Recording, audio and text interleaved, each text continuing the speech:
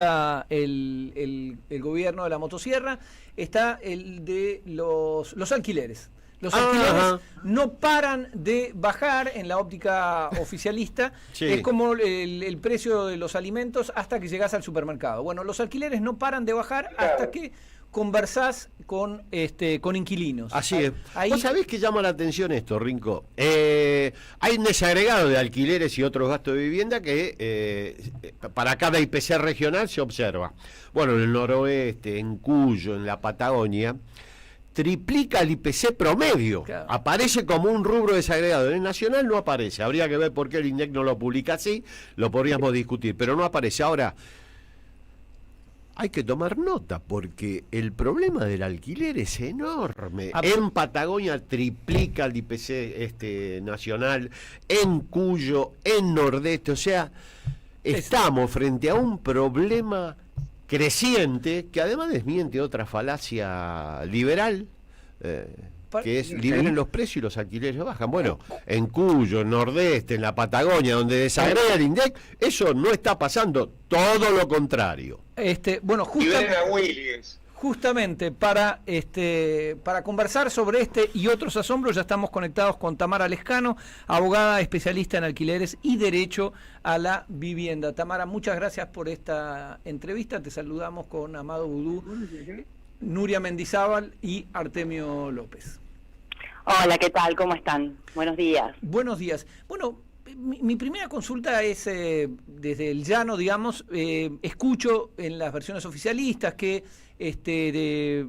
derogar la ley de alquileres permitió aumentar la oferta y por ende reducir el precio de los alquileres, y sin embargo veo entre mis amigos, amigos de mis hijos, que la complicación, sobre todo para los jóvenes, de encontrar un alquiler pagable con el nivel de sueldos actuales. ¿Cómo ves esto?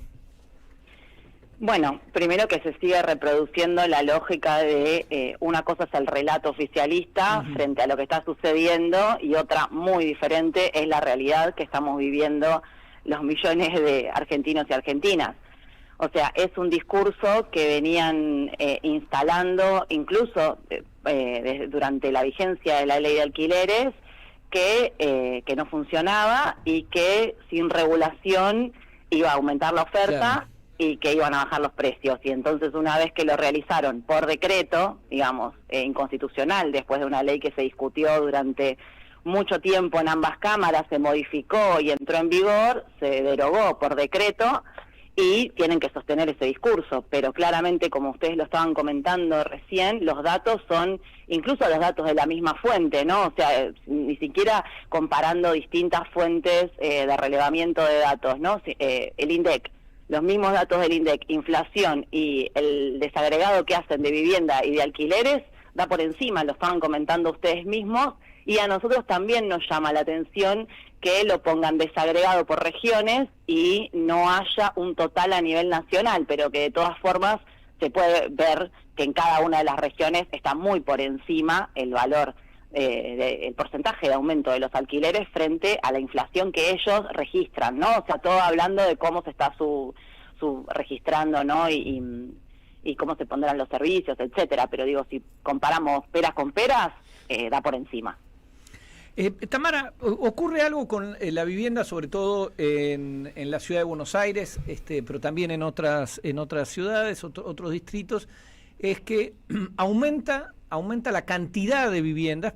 El caso de la ciudad de Buenos Aires es extraordinario, en el sentido que desde los años 40 mantenemos más o menos la misma cantidad de habitantes para un parque inmobiliario infinitamente mayor. Sin embargo, sigue habiendo problema de vivienda. Eso tiene que ver con que la vivienda privada se ha transformado en una reserva de valor, es decir, quien construye espera venderlo a hacer una diferencia de acá a algunos años, con lo cual no necesariamente le interesa el alquiler. Digamos, ¿hay alguna explicación por ese lado?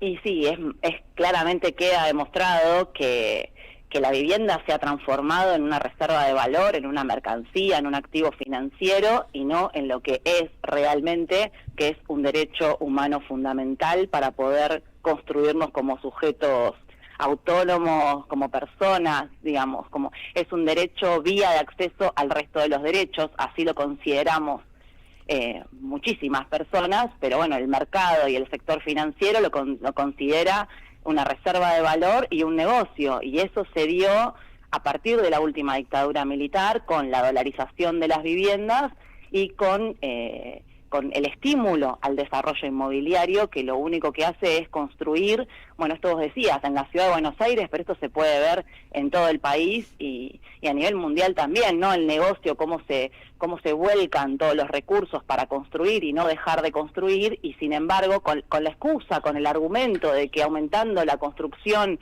entonces se va a resolver finalmente el problema de la vivienda, y lo único que vemos es que cada vez el problema habitacional es más grande, porque hay concentración en pocas manos, porque hay viviendas vacías, porque las viviendas están para especular, como vos bien comentabas recién, pensando en esto, bueno, cuánto se puede vender, cuánto acumula, ¿no? Es la especulación financiera, pero con un activo, digamos, como le llaman, que para nosotros es un derecho humano fundamental, que nos es negado.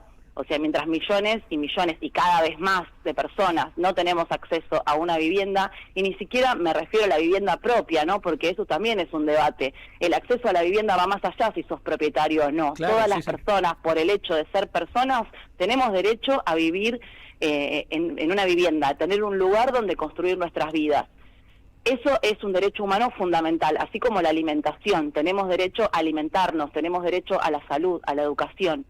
Eso es un derecho, al margen de si sos propietario o no sos propietario. La excusa es seguir construyendo, seguir favoreciendo al mercado inmobiliario, porque en algún momento vamos a tener una casa o vamos a tener donde vivir. Eso evidentemente no funciona y está demostrado décadas que viene con esta misma lógica, y la crisis o la problemática es cada vez más profunda. Bien, te quería hacer una pregunta. ¿Qué tal? Te habla Nuria Hola, Mendizábal. ¿cómo Muy interesante vos lo que planteás, además también en sintonía de algo de lo que veníamos hablando en relación a que la cuestión de los alquileres es una cuestión que hay que comprenderla en el marco estructural, ¿no? Del modelo económico de especulación, como vos marcabas. ¿Cuál es el estado de situación actual de ustedes? Es muy novedosa también la organización de ustedes, que se pudieron agrupar y congregar en inquilinos agrupados, ¿no? En relación a esta problemática específica de los alquileres, y qué registran, ¿no? Como mayores problemáticas en la actualidad, y qué posibles medidas o líneas de lucha pueden tomar en este contexto tan adverso. Bueno, en primer lugar, aclaro que yo no estoy más en inquilinos agrupados por las dudas. Okay. Pues para aclarar, pero sí, la importancia de los últimos años de organizarnos como inquilinos y como inquilinas es fundamental, digamos. Es un sector que es transversal a la sociedad, porque nosotros somos inquilinos e inquilinas, pero también somos estudiantes, somos profesionales, somos trabajadores, somos jubilados, jubiladas, jóvenes que no se pueden independizar de sus familias, digamos. Eso también muestra que en realidad reconocernos como inquilinos y no como un problema transicional, epocal, ¿no? Como algo, decís, como este argumento que también que se instala, ¿no? De que sos un inquilino porque sos joven, los jóvenes que recién se emancipan y se van de su casa y después, no, nosotros vemos generaciones y generaciones de inquilinos que no hay perspectiva de que esa situación cambie, salvo, bueno, alguna situación coyuntural, beneficiosa, familiar, no sé, que puedas heredar o alguna, pero es la excepción, no la regla, digamos. La regla es que un trabajador, una trabajadora con un salario por encima del promedio, porque no hablemos de los salarios promedio, que ya estamos, ¿no?, muy por debajo incluso de la línea de la pobreza, ¿no?, los ingresos promedios, pero con un salario por encima del promedio no puedes acceder a una vivienda. Entonces hay generaciones que se van perpetuando y van continuando con esta línea de ser inquilinos e inquilinas. Entonces es necesario poner sobre la mesa que